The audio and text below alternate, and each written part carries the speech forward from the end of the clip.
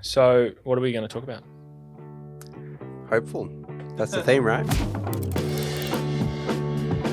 Hopefulness. Yeah. I think, I guess a bit of context. We can sort of run through a little bit about who you are, what you do. And I'm just keen to talk a little bit about business, fatherhood. Like I might ask you a question like, how do you feel like one of the questions I was thinking of was like, how do you think fatherhood's changed you? Yeah, wow.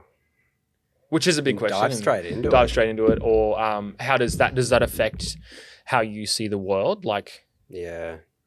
I know for me there was a lot of change that took place in just how I saw the world of providing for my family. There was something that came out of me that I kind of stopped caring about other people. I think that becoming a father makes you.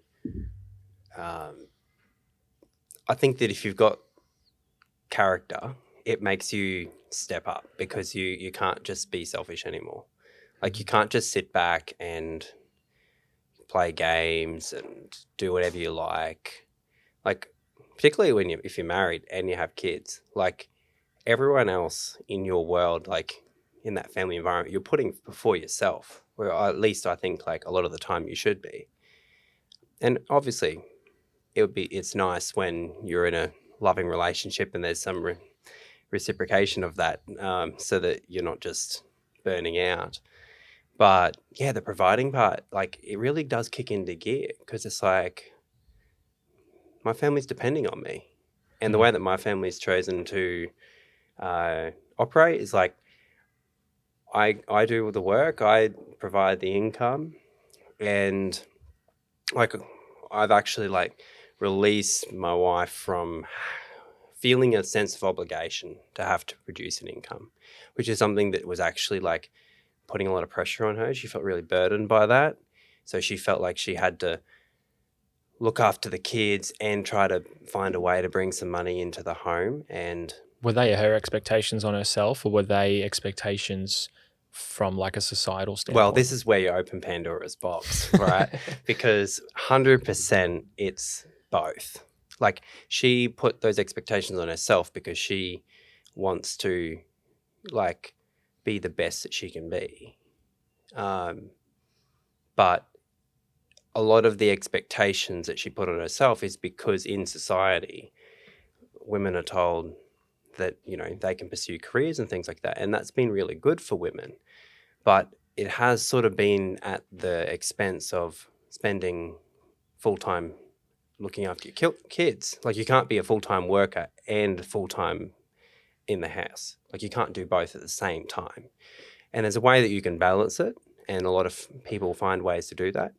But Amy really wanted to just embrace being a mum fully, which meant she had to let go of some of the ideas of building a career because for her, it was more important to be a mum. And so it wasn't in judgment of others that chose to do it differently. It was just for Amy, she just really wanted to be at home all the time. And she had to let go of that sense of like accomplishment that she would feel if she was in a workplace where she was respected because she's intelligent and she's able to do things, have intelligent conversations, all these types of things she's had to let go of, at least while the kids are young and we're doing what we're doing. That might change in the future, but that's what we've decided to do at the moment together.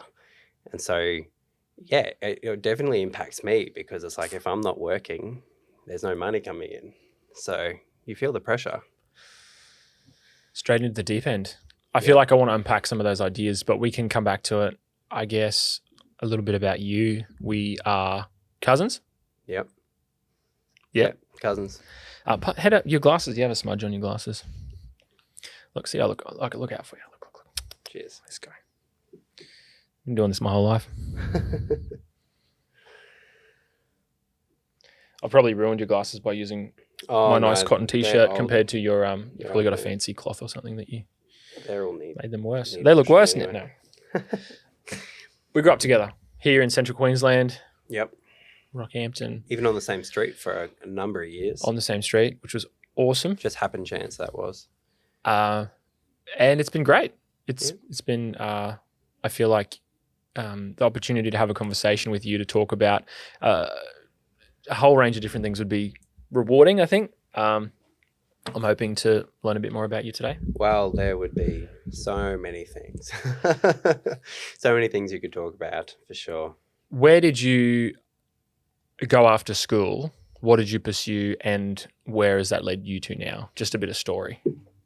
Yeah, well, my career path hasn't been like a really, really straight line. So straight out of school, I did grade 12, and I went straight into a Bachelor of Business at CQU, which is Central Queensland Uni. The Bachelor of Business was sort of, it was my foot into the door for uni, because I didn't do OP subjects at school. So I didn't get a score that was high enough to get into the law degree straight away. But I did do a certificate 3 during my schooling, and that just meant that I could step into the Bachelor of Business without too much problem. And I studied a year in the Bachelor of Business, got a high enough GPA for a transfer into another bachelor's degree, which was laws. And so after doing that first year in business, I went into law and did the degree, 3 years.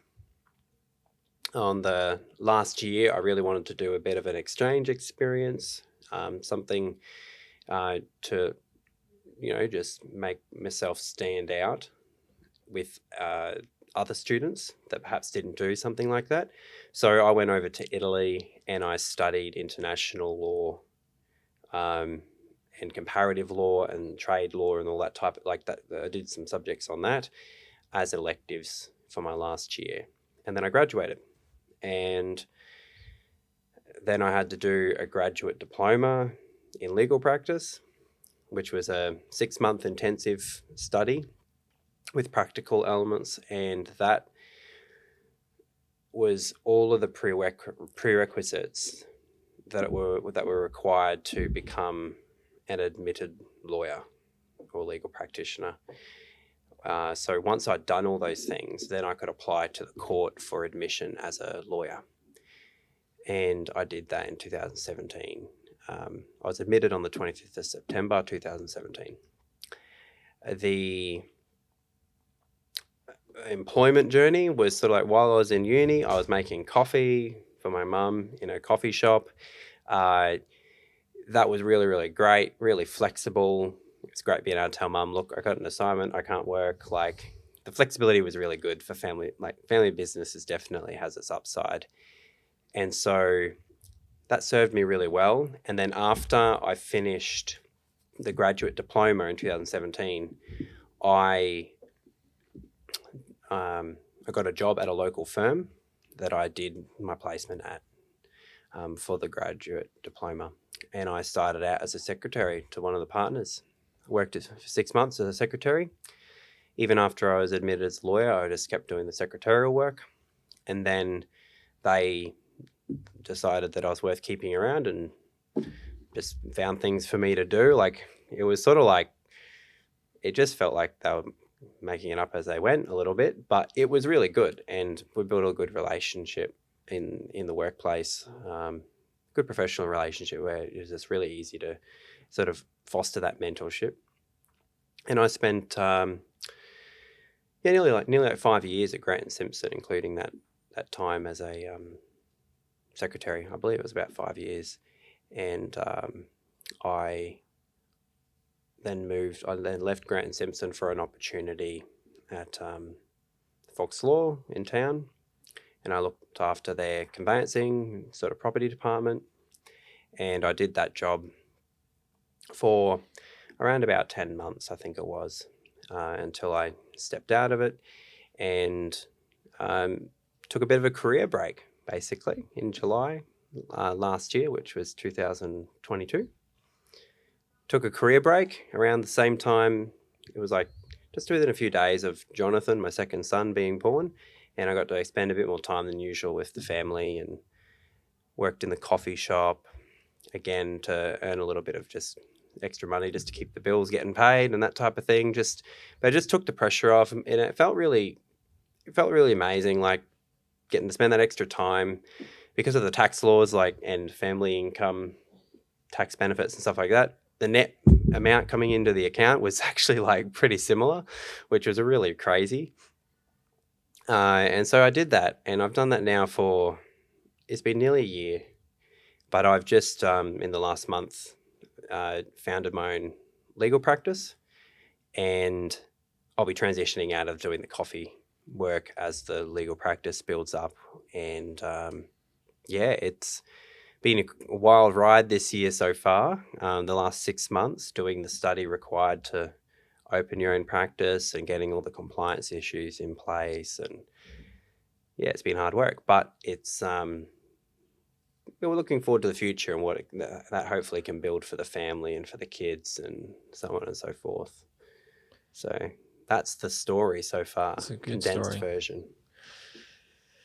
So your firm will have your office will be able to provide their clients the best coffee in yeah. of any other firm I've in had town, this- maybe? Like, I've had this joke. I think I might even have a coffee shop, like coffee machine in the back of my office, like, yeah. and can just offer to make them a coffee. Like, fancy Yeah. the lawyer making you a coffee. Mr. So-and-so, you don't have an appointment. I'm just here for the coffee. Yeah. Maybe down the track I'll even open my own cafe in a little complex. I don't know. Yeah. It may not be worth it, but it'd be a fun thing to do. Yeah. Why do you think a lot of people who work in the industry don't go out on their own? I'll preface that by knowing, I think, what you've said in the past with, you said most firms in Australia are sole practitioners, if I'm not mistaken. The stats, now I haven't looked at the stats for a while, but the stats were released mostly just Queensland specific that I've seen. I haven't seen what the national numbers are, but the stats for Queensland are that there are a huge number of practitioners operating as sole practitioners or in very small firms. There's like, I think the numbers of solicitors, you could do a quick Google search and probably be able to find it, but it's over 10,000 solicitors. I'm fairly confident of that practice, perhaps lower than 20,000. So somewhere in there. It has been probably well over a year since I saw the numbers. But if you look at the graph, like a good chunk of them do work as sole practitioners. So why would anyone who works in the law industry go out on their own or not go out on their own? Well, there's probably a lot of nuances to that. I think that one of the reasons that people go out on their own is they can then embrace their own form of flexibility, like what that looks like for them. It will give them more control over the type of work that they want to do, or what can happen in bigger firms is you can get a little bit pigeonholed particularly in very big firms. And I didn't experience this, thankfully, but you end up just doing the one type of work and that's it. And you don't go into anything else and you don't deal with anything else. And for some people that's great, but for others, they go looking for something different. And they either try to get a new job in the same firm in a different department, or they'll go to a different firm, take up a new opportunity. But the drawback is often then you're sort of starting over with your level of expertise. And so you might take a pay cut to do that, and so on and so forth. It's a nuanced issue, because if you become a specialist in an area, you're less likely to make mistakes because you know the area really, really thoroughly. But because you're a specialist, you can charge more, and then your services are a little bit less accessible to everyday Australians. So I think that the general practitioner, which is what a lot of the regional practitioners are, like your smaller firms, like they might dabble in a bunch of different areas whilst having a few core areas, is really that person is really important to communities, because they'll charge just an honest rate, a decent rate. It'll be less than the specialists down in Brisbane or in the Gold Coast and so on and so forth. And the community can access those general practitioners, build trust, build relationship over a long time, and get assistance from them to deal with their matters across a broad range of practice areas.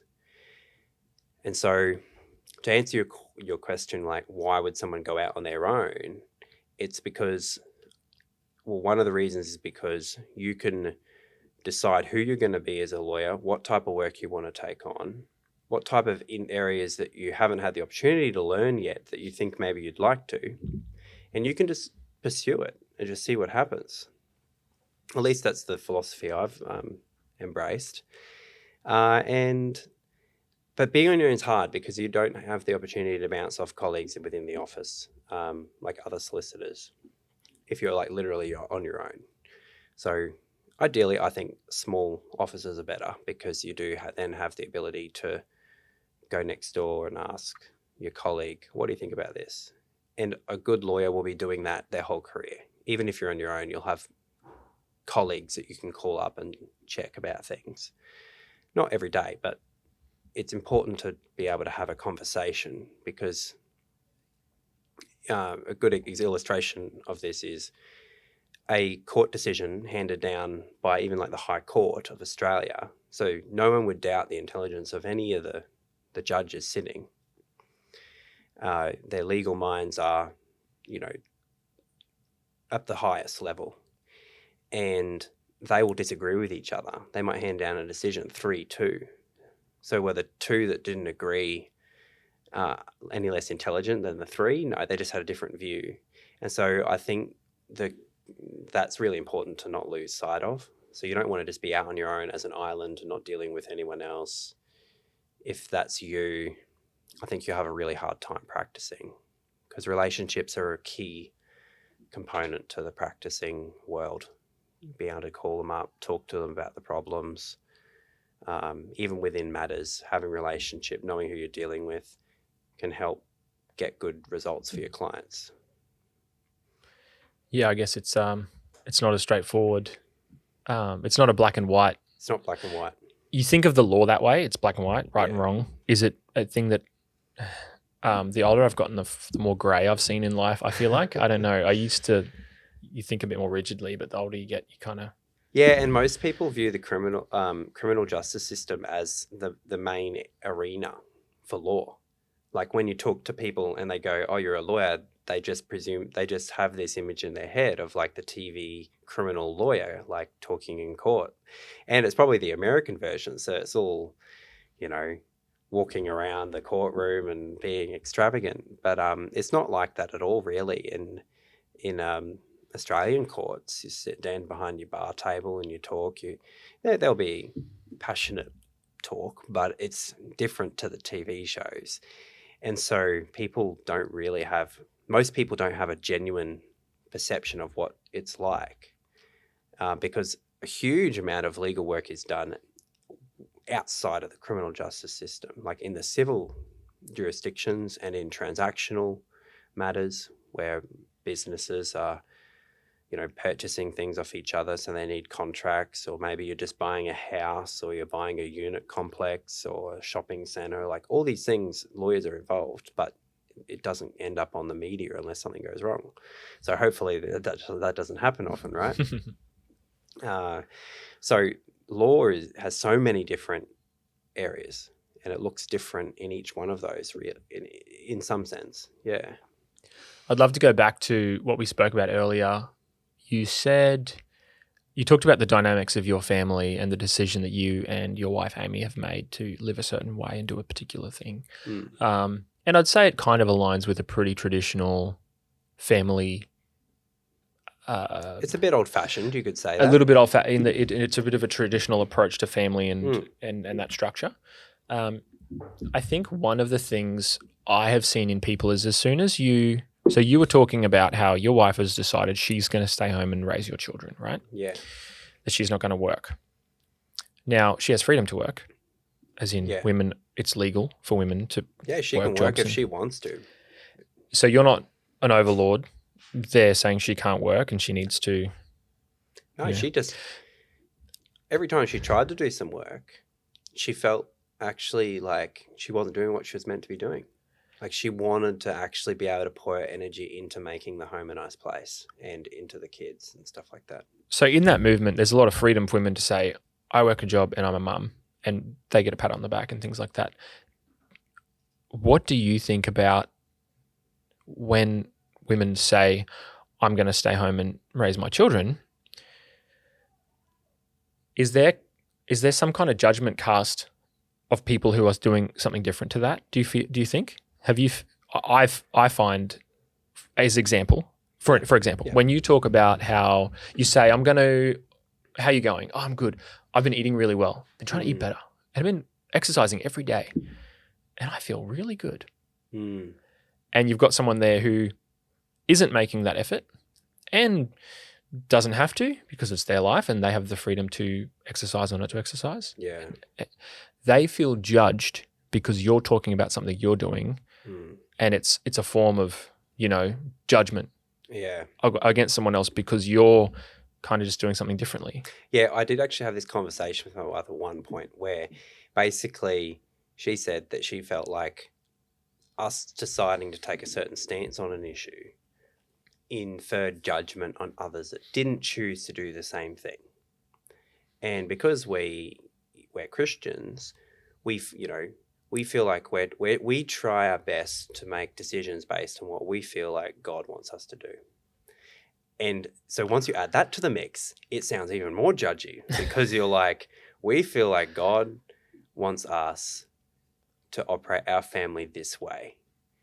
And there was just like this moment where, Amy had mentioned like, it feels a little bit like it could be a bit judgy of people that don't choose to do it that way because we feel like this is the way God wants it to be. And that was just a conversation, but I think it's like easily cleared up because it's different for people. Like different families have different purposes, like different things that they're going to focus on. We're all different people and families are different too. And so for us, it was very much like, we're gonna focus on this because this is what we feel like we should be doing. And we're not responsible for like others taking offense at that. Like it's not like we're putting ourselves up on a pedestal. We just feel like this is what we should be doing. And people that are close to us are welcome and invited to like talk to us and tell us if they think that we're stepping out of line with things. But for the general people, like we're not putting on a show for them. If they're not happy with us, it's sort of like, well, we can't do anything about that. We're not in charge of your emotions, like we're not. So we're just doing what we feel like we should be doing, even if it's a little bit like different to what the culture says these days. Even if Amy, being stay-at-home mum, maybe doesn't get the natural credit that would follow, like compared to if she was a mum and working. I feel like society applauds that a lot, whereas they don't tend to applaud the stay-at-home mum that pours all of her energy from like all day into the house. Some go like, oh, that's very backward and stuff like that. But like this is genuinely what she wants to do, and it's a job to raise kids. It's a job. There's a whole bunch of financial decisions that feed into that as well. Yes. We could talk for hours about. So many sacrifices. Yeah, we could talk for hours about money and budgeting. And so maybe we won't get into that right now. But I think it's just, I don't love the class terms that they use, but it's just an economic thing that they just the way they label it. It says, so what you find typically in the lower class, which you could easily Google where these standard income brackets begin and end. So I'm not 100% sure. In different countries too. Right? But in the lower class, you find women don't work typically. In the middle class, women do, but in the higher class, they don't. Interesting. So you could easily link. Well, the inference is that in the middle class, you have more expenses, so you both need to work to meet them. Well, there's a societal pressure. Yeah. And then there's also a financial obligation. So people talk a lot at the moment how cost of living's so high. Yeah.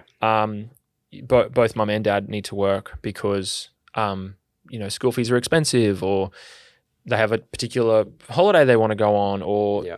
they've chosen, keyword chosen, to live in a particular place, which is expensive. Yeah. Be it close to in the Their middle lifestyle requires both parents working. in the middle of a capital city, or wherever they've decided. And I think they're the things that, when you take that away, it's a sacrifice. But it's kind of the things that people don't necessarily. I don't know. I don't know if people. Well, you've got to think about what you prioritize.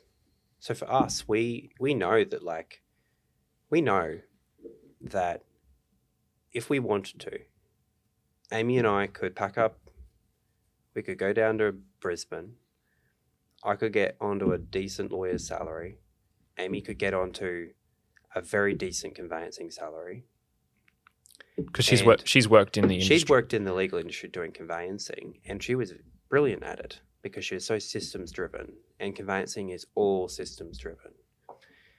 And she doubled the capacity of the firm that she was at. Wow. When she was there, because like she did double the number of files compared to her previous the person that she replaced. And put in place the procedures that then allowed people to followed her to also perform at very high levels. So she's very, very good at it. And I'm hoping to fully utilize that in my practice. But like the point is that if we decided to, we could go do that, and our joint family income could be like around 200,000 maybe. Maybe not immediately, but after you'd sort of put your roots in, like it's well within shot. But no, we decided that we wanted to raise our family a certain way. We want to be close to family. We want to be connected in with the church that we're connected in with. We feel like that's where we belong. And we love Rockhampton, and we want to raise our kids ourselves. Like, I like Amy. I like the principles. I like the values she has. Like, we both want our kids to like become like us, but better versions, like, that's what we feel like we're called to do fundamentally as parents. And if we're not in the home at all because we're both out working, I actually think that that's more detrimental to them than them having to go without a couple of things lifestyle-wise. Yeah, but the regional lifestyle's pretty good. Yeah, it is. But what I mean by that is like extracurriculars, for example, like lifestyle expense. Like, say you got kids, they're doing all these extracurriculars that cost a lot of money overall, and because of that, the parent, like the other person, has to work. That's fair enough, and I think that there's room for that. And Amy and I aren't even at that stage yet to have to figure that out. But the point is that you have to decide what's more important. Like, are the extracurriculars more important for your child's development, or is you being around more important? And you got to find a good balance between that. It's not necessarily at either end of the extreme. That's okay. But yeah, and it's seasonal as well. So what are the ages of your children? Oh, well, Jethro, my oldest, he's 2, and the other is just about to turn 1. So we're not even at that extracurricular stage. Great. So if you have a few children and you're trying to put them through high school, in a private school. Yeah, we don't even have school fees. And you've got sport you're wanting to play, and one of them's excelling and having and playing rep, and you've got hundreds of dollars to play, football and go away and travel. Like, you're not saying you're going to be. Well, what I'm saying is that if the financial situation isn't such that they can actually do that, that doesn't then mean that you automatically decide that the parent has to work to enable it, because maybe that would be more detrimental. You have to actually think about it. I think that people jump into thinking kids have to have all these things, all these toys, all these possessions, all these experiences, and they don't take the time to figure out what actually the kids need. Like, in my view, experiences are like way better for the kids than like the possessions. Like, they'll remember the experiences long before they remember the toys they had when they were young. And the experiences shape them as people, like with values and character and good family time, memories, all those things. Like, if you're going to put your money and stuff, put it into that. Because your money can only go so far.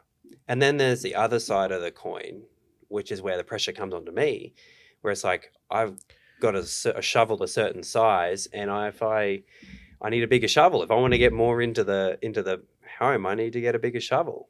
And so part of like my visioning and planning is try to get a bigger shovel, you know, so that I don't have to like make sacrifices. So my wife and I don't have to make sacrifices for our like entire child rearing days, you know, like, you know, we don't want them to go without.